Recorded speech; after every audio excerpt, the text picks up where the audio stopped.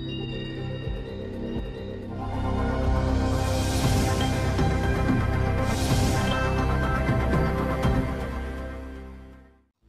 আলাইকুম সুপ্রিয় দর্শক, আমাদের চ্যানেলে আপনাকে স্বাগতম।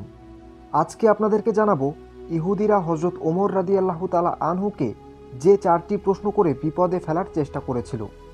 হজরত ওমর রাদিয়াল্লাহু তাআলা আনহু ছিলেন তৎকালীন আরবের গুটি কয়েকজন শিক্ষিত লোকেদের মধ্যে অন্যতম।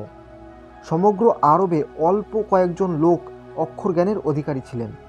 হজরত ওমর রাদিয়াল্লাহু তাআলা আনহু ছিলেন তাদের মধ্যে একজন। ইসলামী খেলাফতের তখন স্বর্ণযুগ চলছে। ইসলামের এই বিজয়কে থামাতে একের পর এক কূটকৌশল সাজাতে ব্যস্ত ইহুদিরা।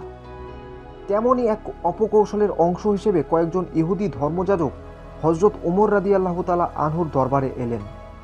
তারা খলিফা ওমর রাদিয়াল্লাহু তাআলা আনহুকে প্রস্তাব দিল যে তারা 4টি প্রশ্ন করবে, আর এই প্রশ্নগুলোর উত্তর আসমানি কিতাব থেকেই দিতে হবে। সেটা হোক তওরাত, জাবুর বা ইনজিল অথবা কোরআন থেকেই, কিন্তু উত্তরগুলো আসমানি কিতাব থেকেই হতে হবে। বলাই বাহুল্য, প্রশ্নগুলোর উত্তর আসমানি কিতাবসমূহে উল্লেখ আছে।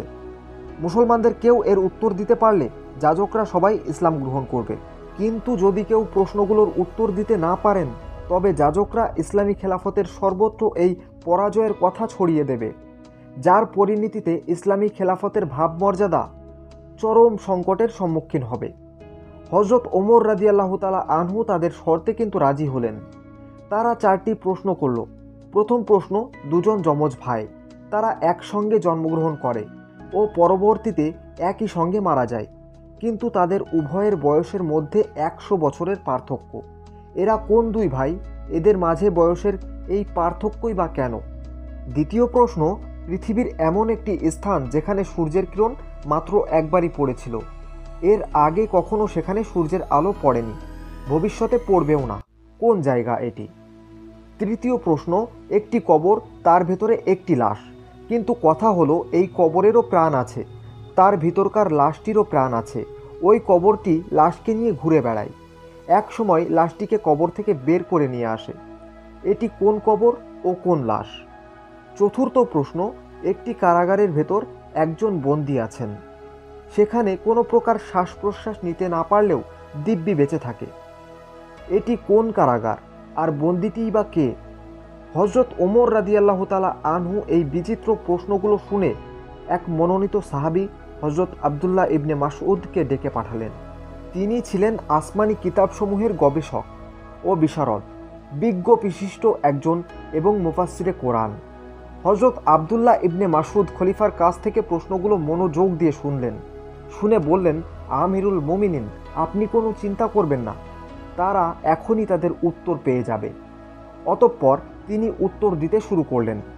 প্রথম প্রশ্নটি হচ্ছে, দুজন যমজ ভাই যারা একসঙ্গে জন্মগ্রহণ করেছিল এবং পরবর্তীতে একই সঙ্গে মারা যায়, কিন্তু তাদের উভয়ের বয়সের মধ্যে 100 বছরের পার্থক্য। এরা কোন দুই ভাই? এদের মাঝে বয়সের এই পার্থক্য কেন?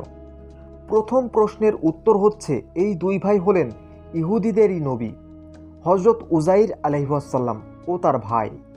তারা দুজন একই সঙ্গে জন্মগ্রহণ করেন। একদিন উজাইর আলাইহিসসালাম জনমানবহীন প্রান্তর অতিক্রম করছিলেন, যেখানে নেই কোনো মানুষ, নেই কোনো প্রাণ, শূন্য খা খা ময়দান দেখে তিনি বললেন, হে আল্লাহ, এরকম স্থানেও কি কখনো আবাদ হতে পারে?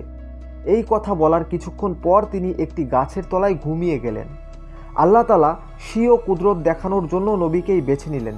তিনি নবী উজাইর আলাইহিসসালামের প্রাণ নিয়ে নিলেন। 100 বছর নবী উজাইর আলাইহিসসালাম প্রাণহীনভাবেই ঘুমিয়ে রইলেন ওই গাছের নিচে। তাই ওনার বয়স আর বাড়ল না। তারপর ঘুম থেকে উঠে নবী দেখলেন সেই প্রান্তরে জনমানুষের কোলাহলে ভরপুর, সেখানে আবাদ হয়ে গেছে। পরবর্তীতে নবী উজাইর আলাইহিসসালাম ও তার ভাই একই দিনে মারা যান। উল্লেখ্য, সেই জায়গাটি ছিল বাইতুল মুকাদ্দাসের এলাকা জেরুজালেমে। দ্বিতীয় প্রশ্নটি হচ্ছে, পৃথিবীর এমন একটি স্থান যেখানে সূর্যের কিরণ মাত্র একবারই পড়েছিল, আর এর আগে কখনো সেখানে সূর্যের আলো পড়েনি, আর ভবিষ্যতেও পড়বে না, কোন জায়গা এটি? দ্বিতীয় প্রশ্নের উত্তর হচ্ছে, সেই স্থানটি হলো নীল নদের উপর ভেসে ওঠা রাস্তা। বনি ইসরায়েলদের নিয়ে নীল নদ পার হবার সময় যখন হজরত মুসা আলাইহিসসালাম পানিতে তার লাঠি দ্বারা আঘাত করেছিলেন, তখন আল্লাহ পাকের কুদরতে পানির উপর 12টি রাস্তা ভেসে উঠেছিল। পরবর্তীতে ফেরাউন ও তার দলবল নীল নদে পার হতে গিয়ে রাস্তাটি ডুবে যায়। এই রাস্তাটিতেই মাত্র একবার সূর্যের কিরণ পতিত হয়েছিল। ওই রাস্তাটি আর কখনো ভাসবে না, আর কখনো আলোও পড়বে না। তৃতীয় প্রশ্নটি হচ্ছে একটি কবর, তার ভেতর একটি লাশ, কিন্তু কথা হলো এই কবরের প্রাণ আছে, তার ভেতরকার লাশটিরও প্রাণ আছে। ওই কবরটি লাশকে নিয়ে ঘুরে বেড়ায়, এক সময় লাশটিকে কবর থেকে বের করে নিয়ে আসে। এটি কোন কবর ও কোন লাশ? তৃতীয় প্রশ্নের উত্তর হচ্ছে সেই কবর হলো হজরত ইউনুস আলাইহিসসালামকে গিলে ফেলা মাছটির কথা। সেই লাশ হচ্ছেন হজরত ইউনুস আলাইহিসসালাম। মাছটি ও জীবিত ছিল এবং নবী ইউনুস আলাইহিসসালামও জীবিত ছিলেন। পরে হজরত ইউনুস আলাইহিসসালাম সেখান থেকে পরিত্রাণ লাভ করেন।